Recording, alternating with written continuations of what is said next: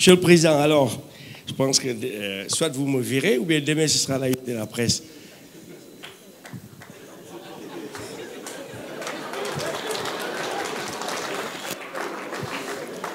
Alors, on est sûrs tous que chaque matin, en vous rasant, vous pensez à 2019. Au-delà de 2019, ma pensée, c'est déjà... 2019 est une étape qui est déjà là. Exactement. On va l'enjamber. Déjà, le PSG, c'est 2035, mais on ira au-delà. Voilà. Maintenant, nous, jeunes, qui sommes le futur du Sénégal, qui allons voter, pourquoi devrons-nous voter pour vous? Alors, pourquoi vous devriez avoir confiance en moi? D'abord parce que je conçois mon action comme un devoir. Un devoir de permettre à notre pays, qui a des potentiels énormes, naturels. Heureusement, ça vient d'être mis en œuvre et je suis tellement heureux en tant que géologue de formation d'être le président qui aura assisté enfin, pendant que depuis 30, 50 ans, nous avons recherché ces ressources en hydrocarbures, d'avoir eu les plus grandes découvertes de gaz et de pétrole pour le Sénégal. Mais le gaz et le pétrole, ce sont des ressources importantes, mais il ne suffit pas d'avoir du pétrole ou du gaz pour se développer. Il n'y a qu'à regarder autour du monde. Mais c'est un adjuvant essentiel pour un pays qui veut se projeter dans le futur.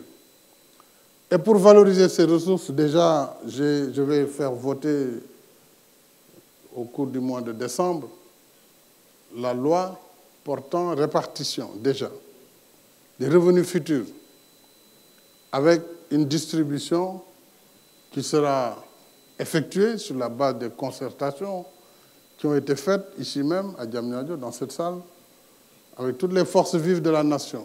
Comment le pétrole et le gaz devra impacter notre développement sans être un handicap pour éviter le syndrome de la maladie hollandaise. C'est-à-dire que le pétrole est là, bon voilà, on ne veut plus faire de l'agriculture, on ne veut plus faire de la pêche, il faut importer même les laitues de salade, il faut importer le lait, le fromage. Évidemment, beaucoup de pays se sont cassés la figure à cause d'une telle philosophie. Il faut doubler les salaires, il faut aller acheter des équipes en Europe. Voilà ce qu'il faut éviter. L'avenir du Sénégal, je suis sûr, si nous continuons à travailler et surtout si nous acceptons les réformes qui sont inévitables, ce pays pourra être une référence en Afrique et dans le monde. Puisque nous avons le plus important, c'est la ressource humaine. Et nous l'avons formée. Il faut continuer à la former dans le cadre d'une formation adaptée. Nous avons une jeunesse dynamique, des hommes et des femmes qui en veulent. Il faut un leadership politique qui ait de la vision et de l'ambition pour son pays.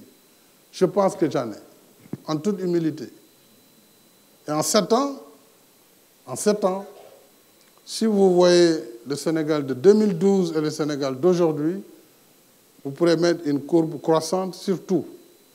La production d'électricité, elle a été doublée en 5 ans. C'était à 500 et quelques mégawatts. Aujourd'hui, on parle de gigawatts au Sénégal, on ne l'a jamais eu. 1100 mégawatts. Vous prenez le nombre d'universités, ce qui a été fait, sur les capacités d'hébergement, sur le volume des investissements dans l'enseignement supérieur, dans la formation professionnelle. C'est plus que doublé. Nous donnons des bourses de formation à toutes les entreprises qui sont prêtes à prendre des jeunes et à les former dans leur environnement. C'est le 3FPT, Fonds de la formation professionnelle, école-entreprise. 20 milliards de francs par an. 20 milliards. Nous avons pris toute la CFCE, contribution forfaitaire à la charge de l'employeur, que nous avons versé intégralement à la formation professionnelle, ce qui nous permet de former plus de 25 000 jeunes dans tous les secteurs. Nous sommes en train de mettre des ressources importantes à la DER. Et ces ressources, comme je l'ai dit, c'est un fonds d'amorçage, c'est 30 milliards. C'est comme j'ai fait avec le PUDC. Lorsque j'ai décidé d'avancer, j'ai dit il faut que nous prenions nos ressources propres. Et nous avons mis 123 milliards de francs CFA en 2 ans, sur 2 années budgétaires. C'est énorme pour un pays en développement. Et lorsque les partenaires ont vu les résultats du PUDC, aujourd'hui, vous avez la BAD qui est venue, vous avez la BID qui est venue, vous avez d'autres partenaires qui se sont signalés. Et donc, les 300 milliards qui restaient comme gap seront entièrement financés.